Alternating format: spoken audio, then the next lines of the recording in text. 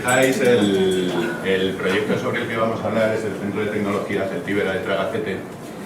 Entonces yo todo lo que tenga que ver con tecnología antigua lo llevo fenomenal. Todo lo que tenga que ver con tecnología moderna, o sea, soy un patán tremendo. Entonces, Pema, por favor, dale tú al mando, no me lo dejes a mí cerca, ¿vale?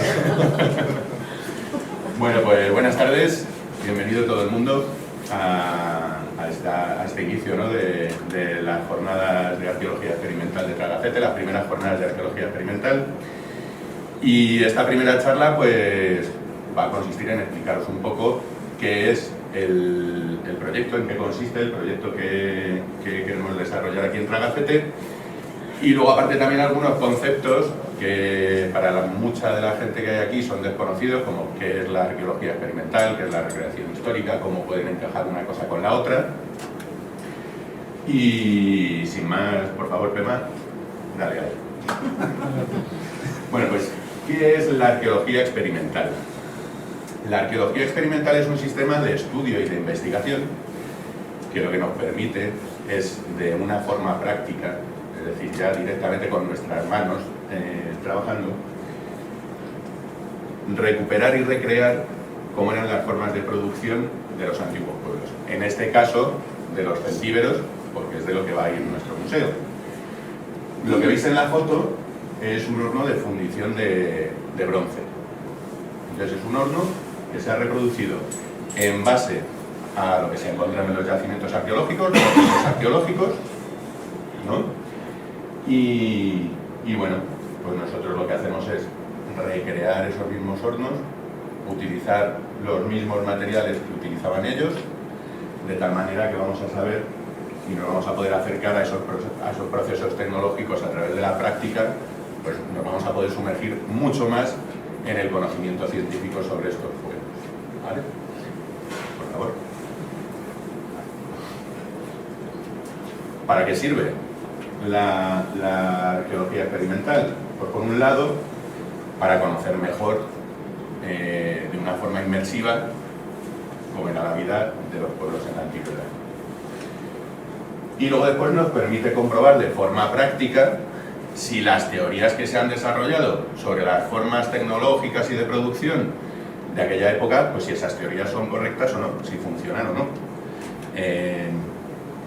Yo llevo 7 años trabajando en verano en un proyecto similar a este que hay en Cantabria, el poblado cántabro de Arbueso, y allí hay ocasiones en las que los arqueólogos con los que colaboramos pues plantean una serie de teorías sobre las formas de fabricar o usos de ciertas herramientas o de ciertos productos.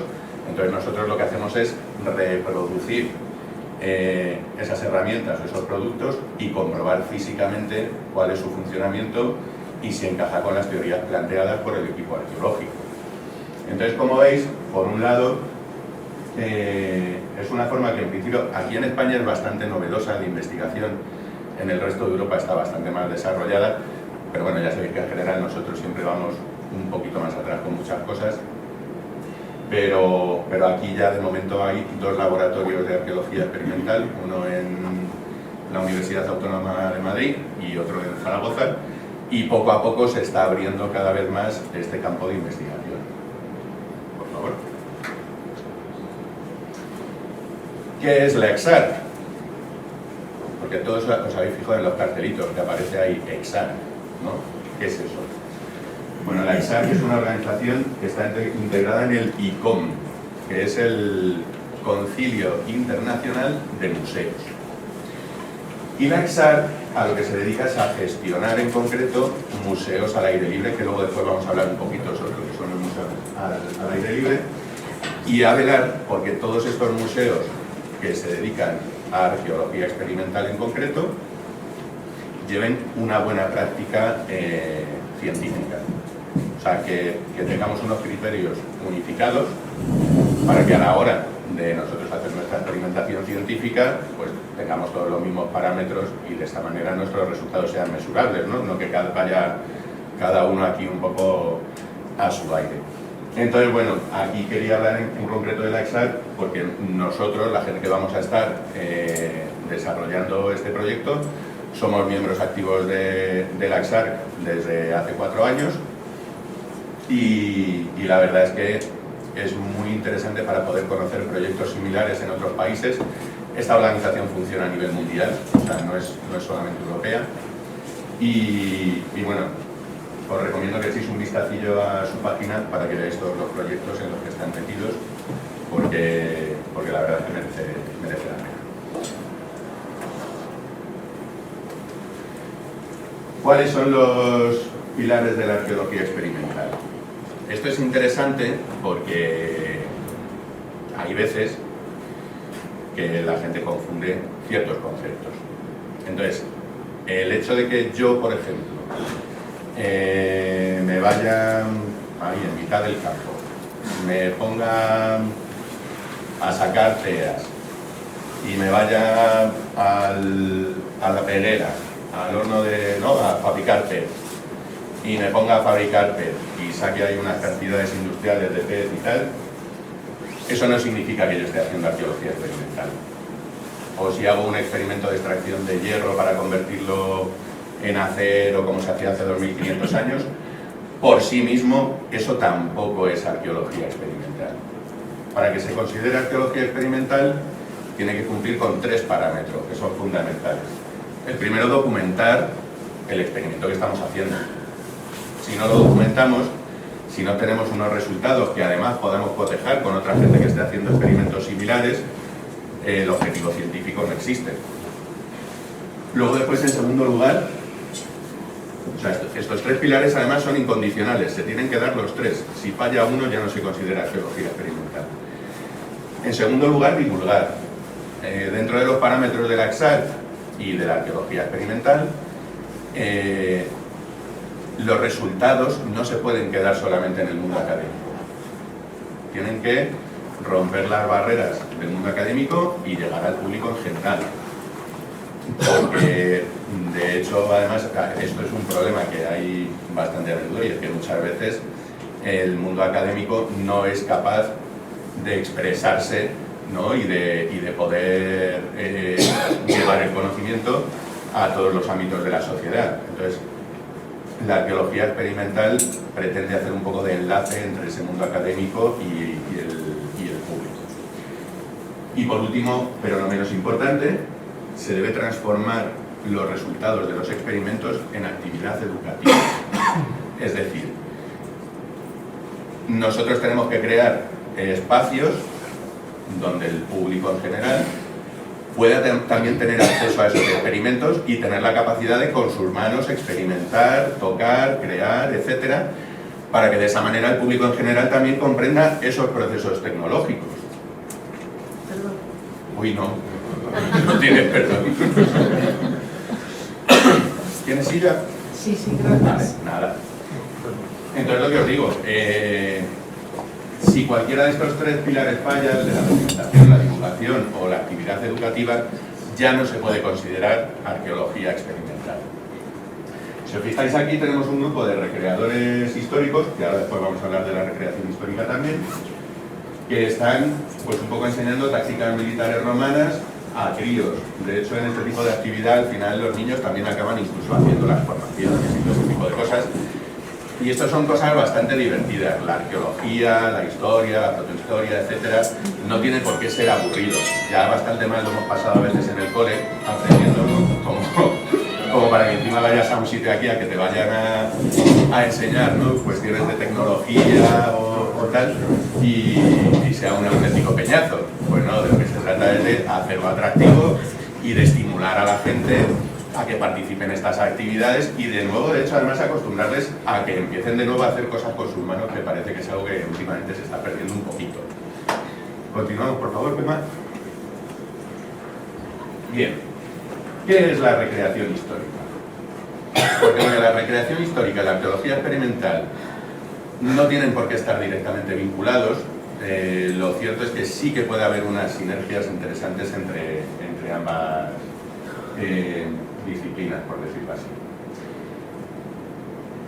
La recreación histórica principalmente es un hobby, es un un entretenimiento para quienes lo practican, aunque luego después es cierto que muchas asociaciones de recreación histórica pues adquieren un compromiso mayor pues hacia el ámbito educativo y divulgativo. Aquí tenemos, por ejemplo, a miembros de CONCA que me consta que, pues, que también divulgan y educan. Por favor, un aplauso para ellos.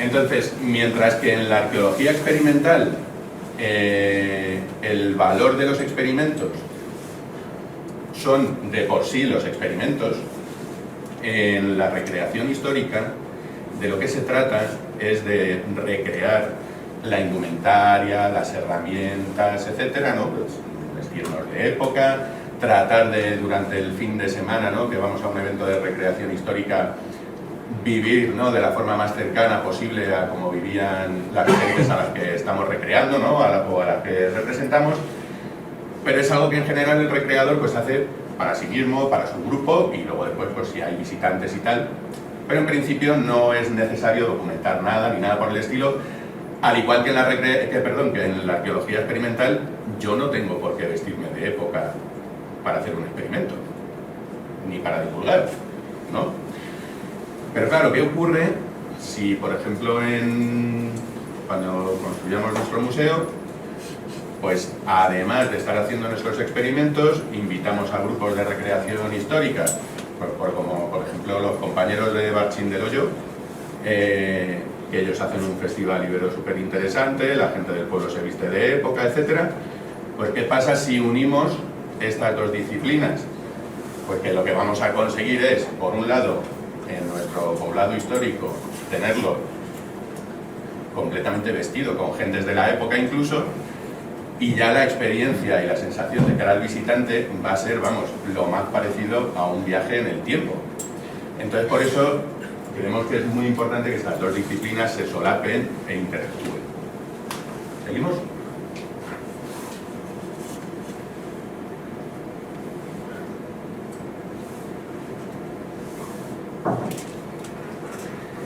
¿Qué es un museo de aire libre? Pues la propia palabra lo explica todo, ¿no? Un museo que no está enclaustrado entre cuatro paredes.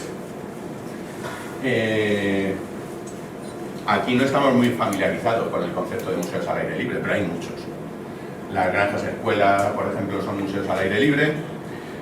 Yo qué sé, si vas a las pallozas estas que hay en Los Ancares, ¿no? Hay unos museos etnográficos dentro de esas pallozas y tal. Eso es un museo al aire libre, porque donde están esas herramientas y todas las cosas que utilizaban hace un siglo o dos, están dentro de una casa de la misma época, no está metido dentro de un museo en sí, ¿no? Como tenemos el concepto nosotros a día de hoy de museo. Entonces, este tipo de museos, exceptuando quizá las granjas escuelas, están especializados en reconstruir y recrear edificios históricos. Por ejemplo, nosotros en el nuestro construiremos casas celtíberas, ¿no? y los diferentes elementos que tendría un poblado celtíbero, y tratar además de encajarlo en el paisaje de la forma más acorde posible a como habría sido en nuestro caso pues hace unos 2500 años. Aquí tenemos tres ejemplos. El poblado cántabro de Arbueso, que es donde os he comentado antes que suelo ir en verano a trabajar. Esto es un sitio muy interesante porque además el acceso es tremendamente difícil, o sea, buscaron tanto conseguir que el enclave fuese lo más parecido a donde había un poblado de vaguada cántabro, que la única forma de llegar es pegándote una caminata de media hora por un camino de alta montaña, ¿no? Porque estos sitios tenían que ser bastante inaccesibles. Entonces ahí se fueron a un extremo bastante fuerte, pero lo cierto es que tienen un número de visitantes increíble cada verano. O sea, yo he visto allí gente subir, pues con silla de ruedas no, porque no se puede, pero a caballito alguna abuela casi. O sea, es increíble. Luego tenemos en el centro otro proyecto que es la fortaleza de Duncarron en Escocia. Tuve la suerte además de participar en este proyecto, en la construcción de la empalizada. Y aquí lo que recrean es una fortificación escocesa del siglo XII. Entonces ellos hacen una serie de festivales todos los años en los que muestran diferentes aspectos culturales que han influido en la Escocia medieval. Y la verdad que es un sitio que si vais alguna vez a Escocia os recomiendo que lo visitéis. Y luego después tenemos el Museo Vikingo de Lofoten, en Noruega, que está centrado en la época vikinga. De hecho hay varios museos en diferentes puntos de Escandinavia que están gestionados por el mismo equipo, por el equipo de Lofoten. Aquí he estado también y el nivel de detalle y de estudio sobre esos detalles, sobre herramientas, vestimenta, etcétera, que tiene este lugar es increíble. O sea, aquí esa mezcla de la que os hablaba antes de recreación histórica y de arqueología experimental lo han llevado a un extremo en el que incluso en verano hay artesanos que pasan el verano entero viviendo allí, venden sus productos a los visitantes, etcétera, pero la vida que hacen durante esos meses de verano es tal y como era en el siglo VIII o IX en la antigua Escandinavia. Entonces la gente que va a ver eso es casi como un zoológico humano, porque vas a ver cómo vivían los vikingos en aquella época. Entonces, pues bueno, si os fijáis a través de estos ejemplos, pues es cierto que yo creo que ya solamente con ver estas fotografías son sitios que llaman la atención y que entran ganas de ir a visitarlos, ¿no? Por lo menos por curiosidad. Sin ningún problema. Y vamos a lo que nos toca ya, a hablar de Tragacete. ¿Qué es el Centro de Tecnología Celtíbera de Tragacete? Pues en primer lugar va a ser un museo al aire libre, por todo lo que os he contado antes, cómo funciona y cómo es un museo al aire libre, donde vamos a construir, obviamente, casas celtíberas.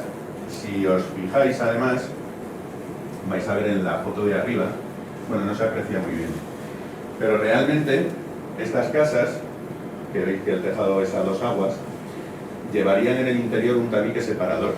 Este es el principio del chalet adosado. Las casas celtíberas eran adosadas. Lo del morenal no es nuevo, eso ya lo habían inventado los celtíberos, ¿vale? Entonces nuestra idea es empezar con una primera casa de estas dobles, en la que en una de ellas vamos a representar pues, un poco la organización social de estas gentes, ¿no?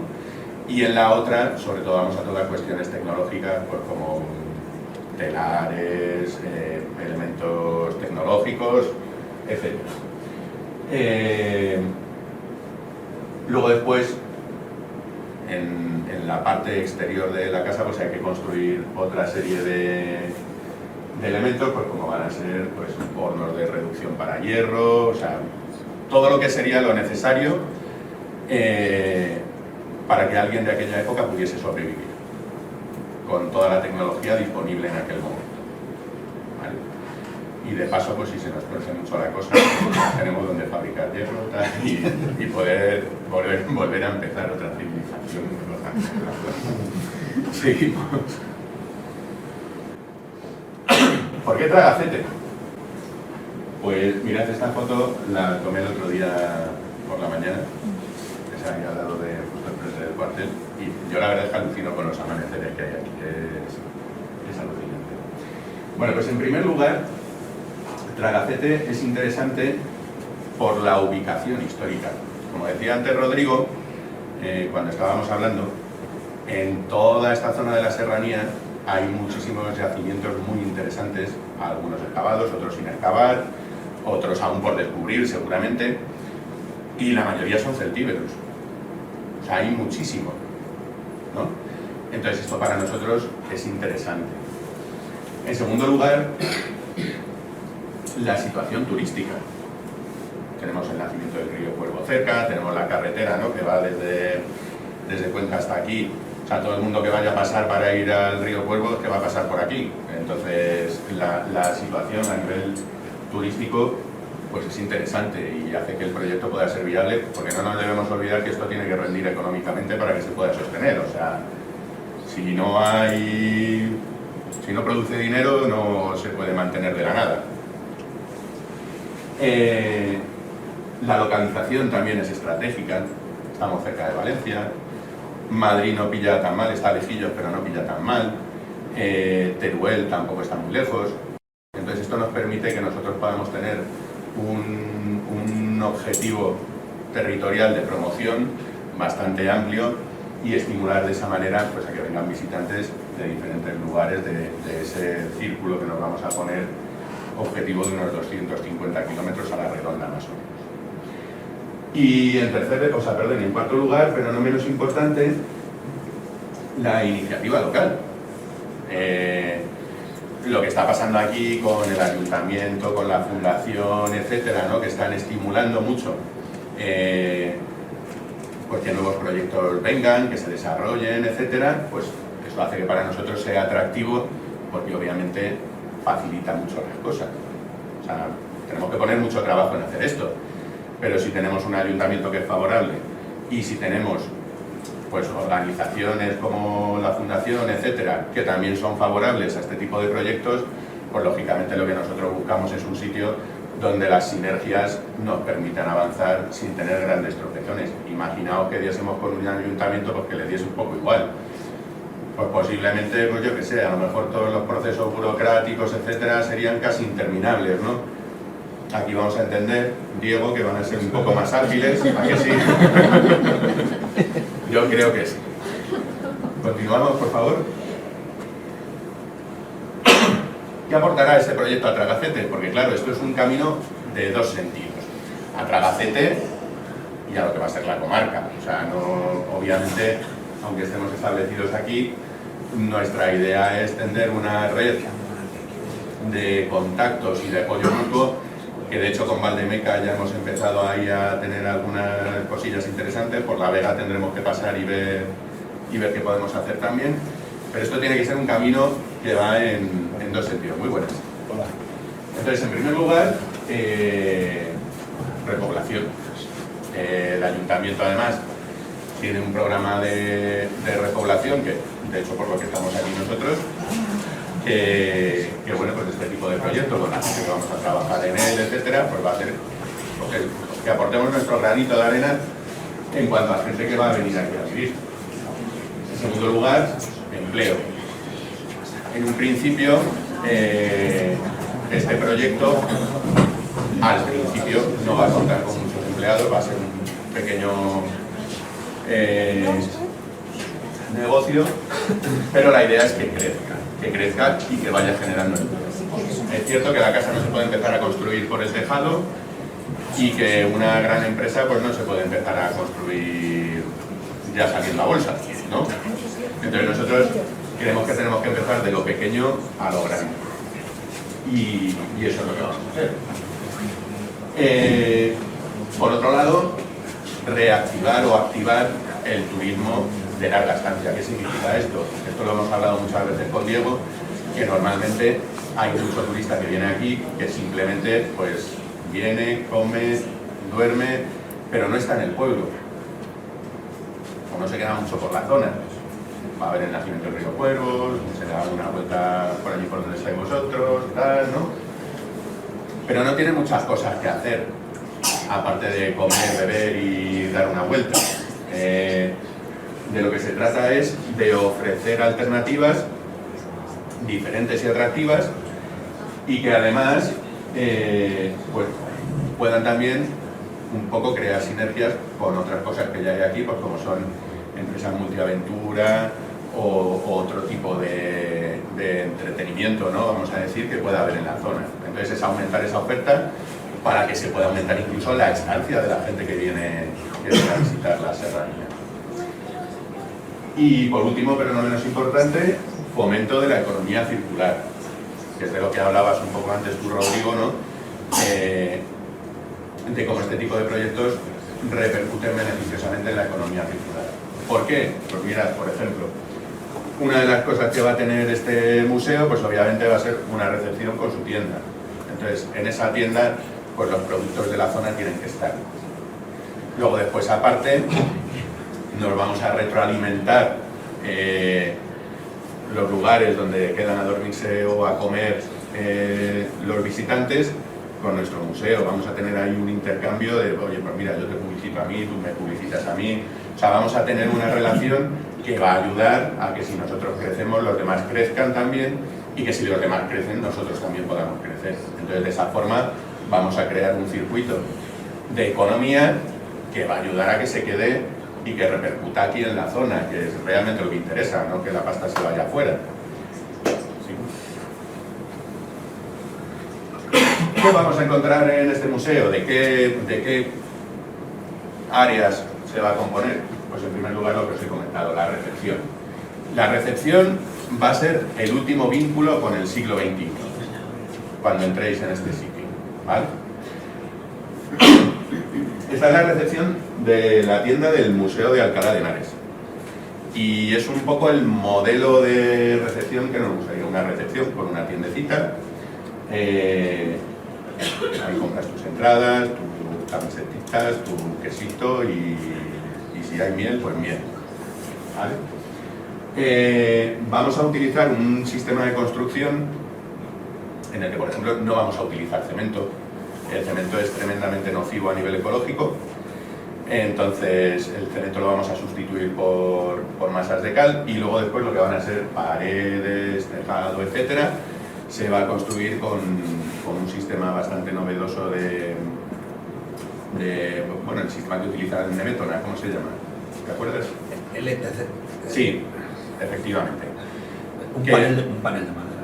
Sí, pero que llega a tener una resistencia similar a la del hormigón, por lo que decía Álvaro de Nemetona. Entonces estamos buscando también, dentro de los sistemas constructivos, para lo que va a ser el último vínculo con el siglo XXI, pues lo último, ¿no? Lo que realmente sea tecnología puntera ahora.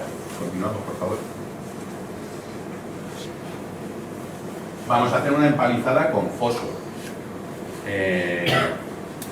Esta es la maqueta de la fortaleza de Duncarron, el sitio este de Escocia que os comenté antes. Aquí no se aprecia muy bien el foso, pero la idea es que vamos a excavar un foso de unos 2 metros de profundidad. Esa tierra que se saque va a ayudar a construir un muro de piedra seca, en la cual van a ir insertados unos postes de 4 metros, y entonces, una vez se eleva el terraplén, va a quedar asomando como 1,5 metros de poste, en el que luego después se va a cubrir de tablones, y vamos a tener en total, desde el fondo del foso hasta la cima de la empalizada, 5 metros de altura. O sea, imaginaros lo que puede ser eso a la vista, que tú llegues a un museo y lo que te encuentres es una empalizada prácticamente inexpugnable, ¿no? A menos que seas un romano, que esos al final acaban rompiendo todo, sabían cómo hacerlo.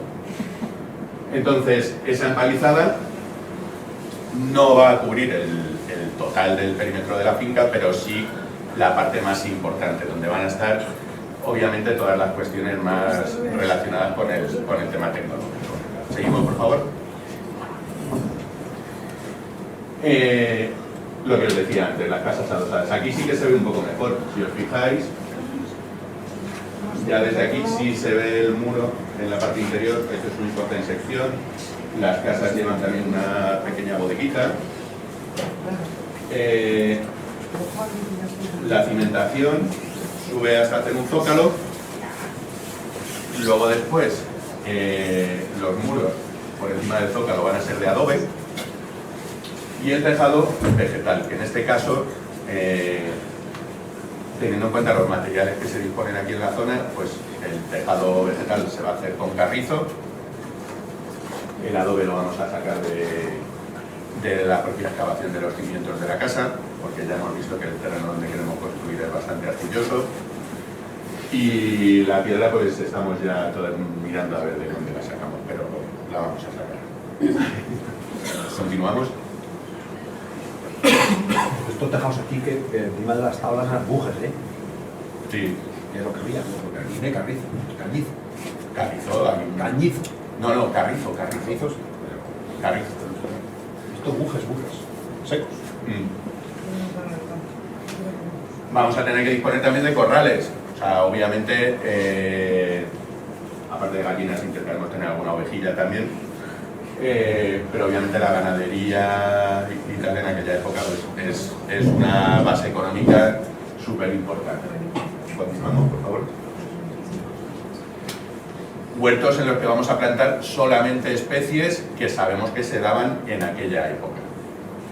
Y esto además lo que queremos es que dé lugar también a contar con gente que está muy interesada desde el mundo de la gastronomía y de la cocina, a experimentar con los productos que hay en esa época, para ver qué tipos de platos, por ejemplo, se pueden hacer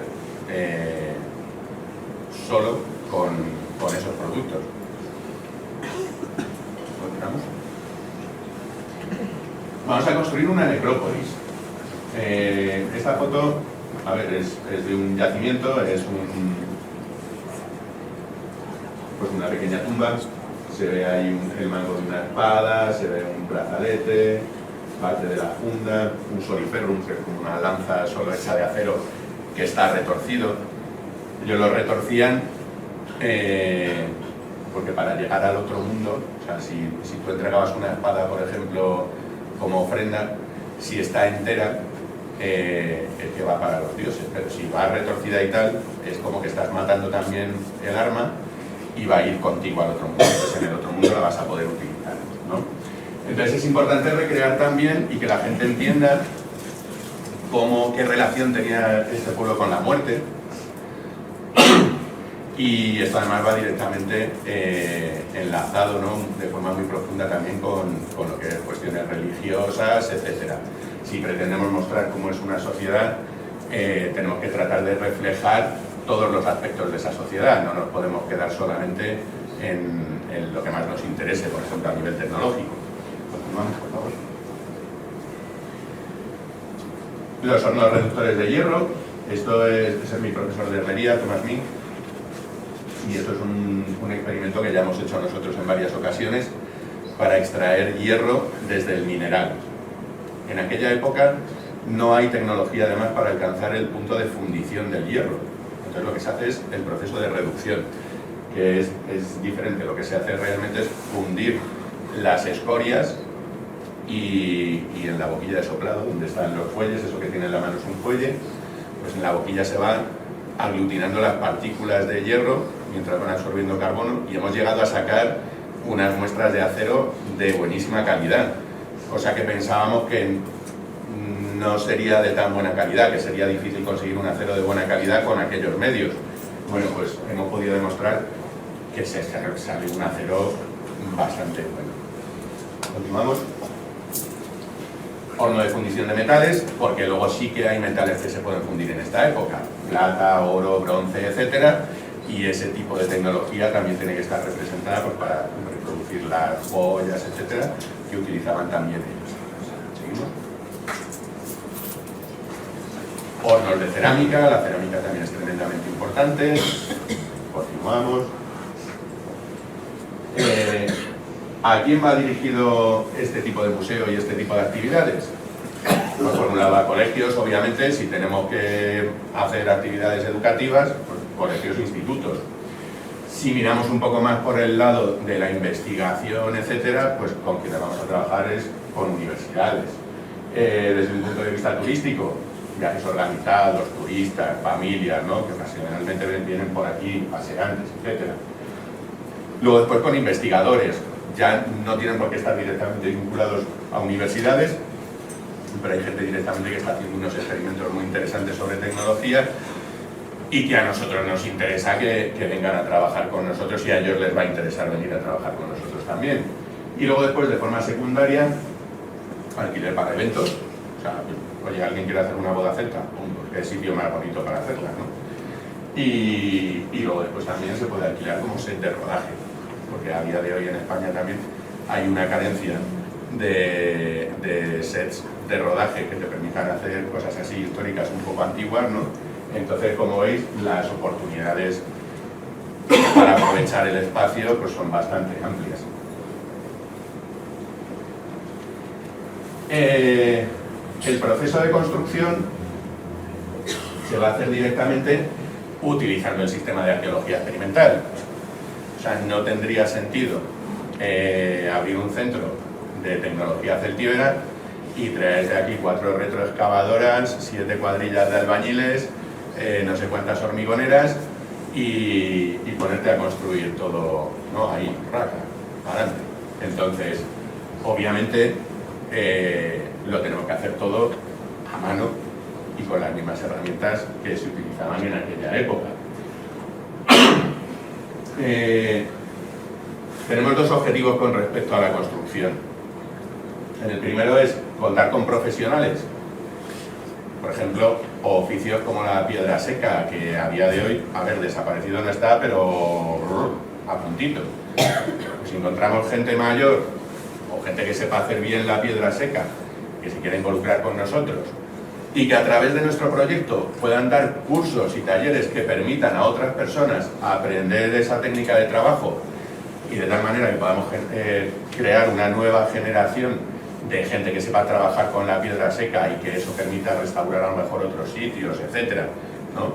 Y volver a poner en auge un poquito esa técnica de trabajo, pues ese es un camino que queremos tomar.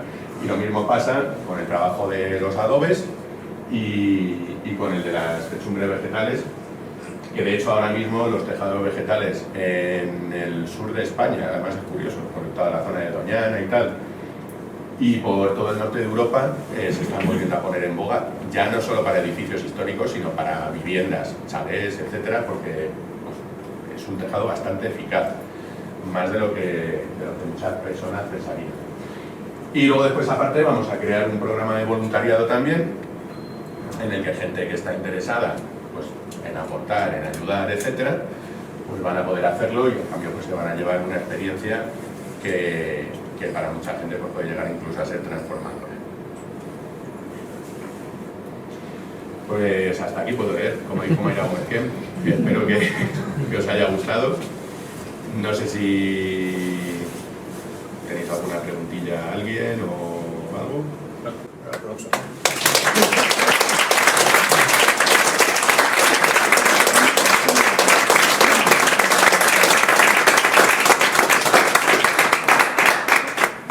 ¿Dónde tenéis pensado más o menos localizar el entorno?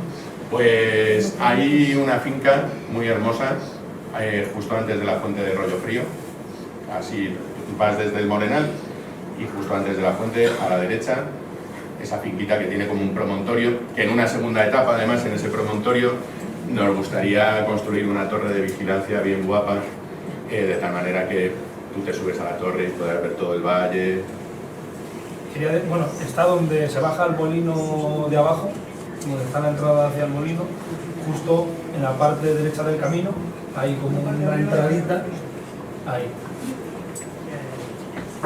Vale. Pues ya no pregunto porque preguntan ¿Qué cosas están fijando? ¿Tiempos? Producción, Pues a ver, ahora mismo, en el momento en el que estamos terminando el proyecto con los arquitectos, porque obviamente al ser una construcción de uso público, tiene que ir todo correctamente con un seguimiento del arquitecto, etc. Entonces, en cuanto solventemos ese paso, nos planteamos un mínimo de 1 año y un máximo de 2 para lo que es la construcción. Todo va a depender de muchos factores, pero vamos, la idea es eso, entre 1 y 2 años, teniendo en cuenta la tecnología que vamos a utilizar. No, pues va a depender mucho de cómo se involucre la fuerza de ayuda. De hecho, es que además nosotros lo que queremos es que el propio proceso de construcción sea la campaña de marketing perfecta. O sea, porque cada avance que vaya a haber nuevo va a generar atención y va a generar no, interés. pero desarrollaréis más, claro, con el buen tiempo, porque Claro. vais a tener que tener momentos que no se puedan trabajar y más que dedicaréis lógicamente a pueblos. Claro. Esa es la idea. Pero vamos, esperemos que no sea más de 2 años, porque si no, ya sería estirarse demasiado. Enhorabuena. Gracias. ¿Qué perímetro tiene la finca? Pues si no recuerdo mal, ¿cuánto eran? Casi 4 hectáreas, ¿no? 3 hectáreas y algo. Sí, me parece que sí, ahora mismo incluso más pequeño me parece que Sí. A mí me suena que rondaba las 3 hectáreas seguro. está. Mira, lo voy a buscar ahora que ahora mismo no conozco el dato exactamente, no me acuerdo. Yo es que no, o sea, sí que lo sabía, pero no me acuerdo, porque hace mucho que lo vi, pero lo mira Diego y nos resuelve la duda.